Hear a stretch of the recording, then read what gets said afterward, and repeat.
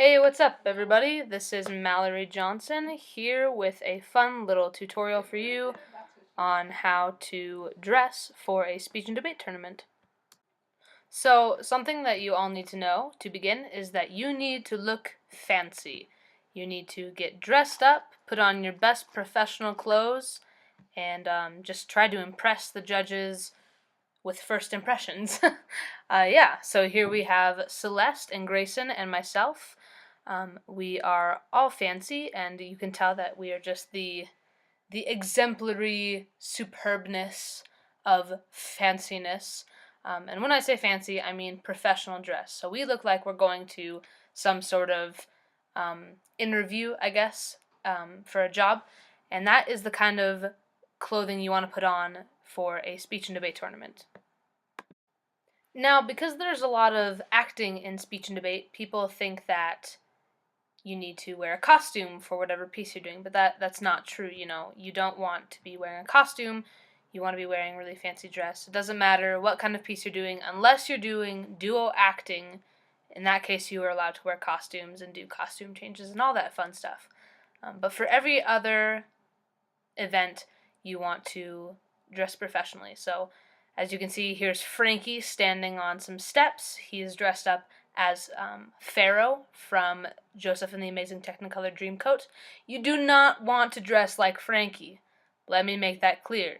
Don't dress like Frankie or anyone on stage. Don't wear costumes. Even if you think you have the best costume for your piece, don't do it. Alright, so let's go back to this picture. Let's look at Grayson for the men. Grayson's standing in the middle. He's wearing a beautiful suit and tie. I think it was probably one of my favorite outfits of his. So as you can see, he's got his suit jacket over what you can't see, a long sleeve button down shirt that matches the jacket. And he has a cool purple tie, kind of a cool accent color. You don't have to get that fancy if you don't want to. Everything can match pretty well. And you can't see Grayson's pants very well, but he's wearing nice slacks that that match the jacket. That's really important that it matches.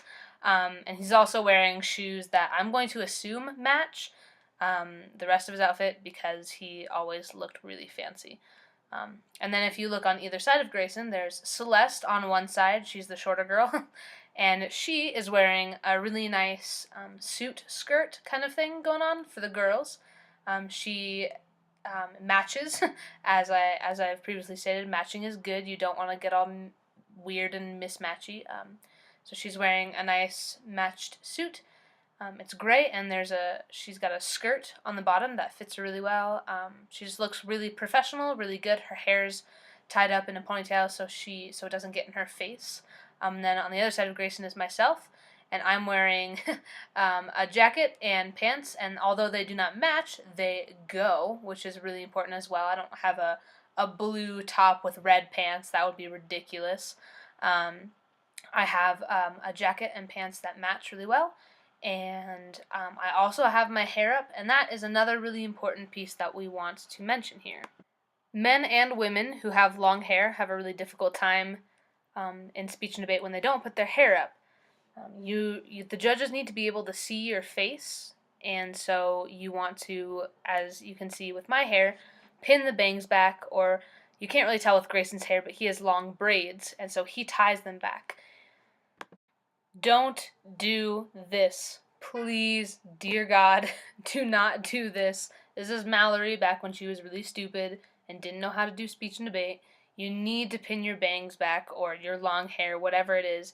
It may be uncomfortable, you're wearing it for a full day and it's really obnoxious, but man, the more hairspray to hold that hair in place, the better, especially when you're doing events like humorous interp or duo interp where you're moving a lot and your hair's going to go flying everywhere.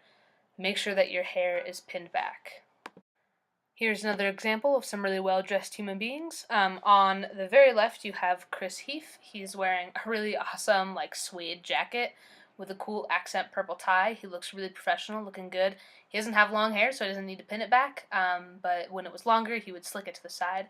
And then next to him, you have Katie Colmos and myself. We were a duo interp team, and so we had to kind of match a little bit, so we have our gray pants and our black jackets.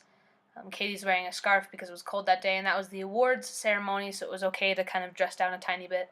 And as you can see, Katie and I both have long hair in this picture, but both of us have our bangs pinned back really well.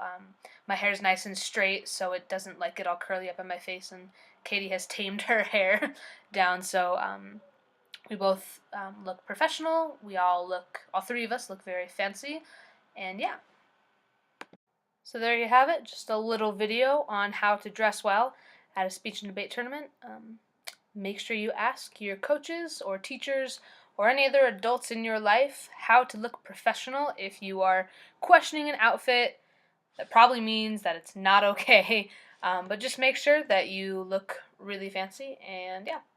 Thank you for watching. Have a good day.